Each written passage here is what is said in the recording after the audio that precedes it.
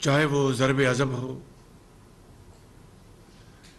चाहे वो अमन व अमान कायम करने का मंसूबा हो, चाहे वो आर्मी पब्लिक स्कूल पेशावर हो जहाँ पर 100 से ज़्यादा बच्चे और उस्ताद शहीद कर दिए गए, और चाहे वो पाकिस्तान की सरहदों को महफूज करने के लिए दीवानावार शहादत का जाम नोश करते हुए करोड़ों माँओं और बच्चों और बुज़ुर्गों को हिफाजत और सुकून मुहैया किया, वो सपूत, वो शहीद, वो गाजी, उनकी बेहरुमती की गई, उनके घरों में बलवे किए गए, GHQ की तरफ रुख किया गया, मियांवाली के एयर बेस की तरफ रुख किया गया,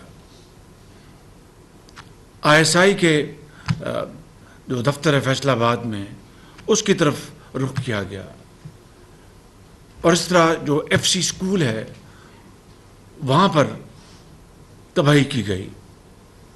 क्या कभी 75 साल में हाँ कितना भी कोई गंभीर वाक़या हुआ हो पाकिस्तान की तारीख़ में या किसी सूबे में, कभी इस तरह की देखती आंख ने इस तरह की कभी हरकत और घिनौनी स्कीम का कभी मंजर, दिलखराश मंजर नहीं देखा था। तो मैं समझता हूँ कि आज हम ऐसे मौके के ऊपर यहाँ बैठे हैं कि हमें इस सारी सूरत हाल का हमें जायज़ा लेना होगा। पाकिस्तान के 22 करोड़ अवाम, पाकिस्तान की हुकूमत यकजां दो कालिब हैं और अपनी अफवाज के साथ मुकम्मल तौर पर वाबस्तगी का इजहार करते हैं और इस मज़मूम हरकत की भरपूर मज़म्मत करते हैं। और हमने ये तहैया कर रखा है, मैंने लाहौर में भी मैंने मीटिंग की थी, KPK के जो ऑफिशल्स हैं वो भी मौजूद थे, और मैंने कहा था कि इस तरह का दिलखराश मंजर कभी किसी पाकिस्तानी ने नहीं देखा। और ये किन के साथ किया गया? जिन्होंने वतन की खातिर इस दुनिया को छोड़कर वो अगले जहाँ चले गए। और मैं फिर वो अल्फाज दोहराना चाहता हूँ कि उनकी बीवियाँ बेवा हो गई, उनके बच्चे यतीम हो गए, उनके माँ बाप क़यामत तक उनके आंखों में आंसू खुश्क नहीं होंगे।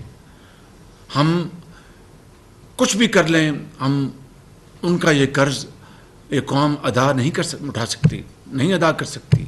उनके साथ ये कुछ हुआ वो तो दुश्मन ने भी कभी नहीं सोचा होगा। लिहाजा मैंने वहाँ पर लाहौर में ये कहा था कि जो प्लानर्स हैं, जिन्होंने मनसूबाबंदी की है, जिन्होंने इस बुलवाइयों को उकसाया, उनको लीड किया, अपने सामने ये तोड़ फोड़ और घरों को आग लगाई, और दूसरे जो बड़े पुराने रेलिक्स हैं उनको उठाकर ज़मीन पर फेंका, उनको तोड़ा, और शहीदों और गाजियों की बेहुरमती की। वो किसी रायत के वो काबिल नहीं हैं। उनको हर सूरत कानून के कटहरे में लाना होगा। और अगर वज़ीर आज़म भी कहे कि इस फलां को छोड़ दो तो वज़ीर आज़म का हुक्म मानने से इनकार कर दो, और बेगुनाह को किसी सूरत भी उसको आप तंग नहीं करेंगे। वज़ीर आज़म भी कहे कि इसको तंग करो तो आप वज़ीर आज़म का हुक्म नहीं मानेंगे। ये पैमाना, ये यार्डस्टिक मैंने दिया, और 72 घंटे की मैंने उनको बाकायदा एक टाइम लिमिट दी कि इसके अंदर आप सबको गिरफ्तार करके इनके मुकदमात दर्ज कराएंगे। मुझे याद है 7/7 को मैं लंदन में था और वो मेरे सामने वाक़या हुआ था। आप यकीन करें कि 24 घंटे में मुझे मशवरा दिया कि आप घर से ना निकलें। میں 24 گھنٹے کے بعد گھر سے نکلا تو سڑک کے اوپر جسے کھوکھا کہتے ہیں وہاں پر اسلامی تاریخ کی کتابیں اور اسلامی کتابیں وہاں پر وہ ایک آدمی وہاں پر وہ بیچتا تھا. میں حیران رہ گیا کہ وہ دکان وہاں پر موجود تھی, کسی نے اس کی طرف دیکھا نہیں. لیکن جو کلپریٹس تھے ان کے لیے راتوں کی بھی عدالتیں لگی. برطانیہ کی تاریخ میں شاید یہ پہلا موقع ہوگا کہ راتوں کی بھی عدالتیں لگیں اور ان کو قرار واقع سزائیں دی گئیں.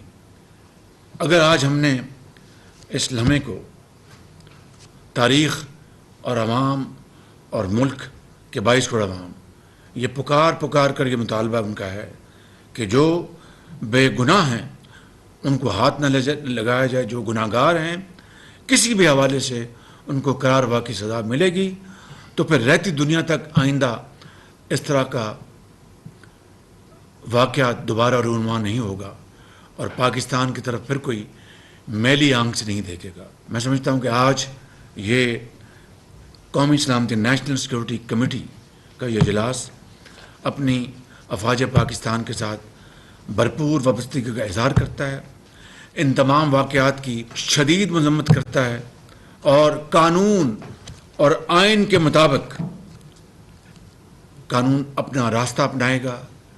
کسی کے ساتھ زیادتی ظلم کا سوال نہیں پیدا ہوتا, مگر کسی نے جرم کیا ہے اس کو بچ نکلنے کا کوئی سوال نہیں پیدا ہوتا ہے.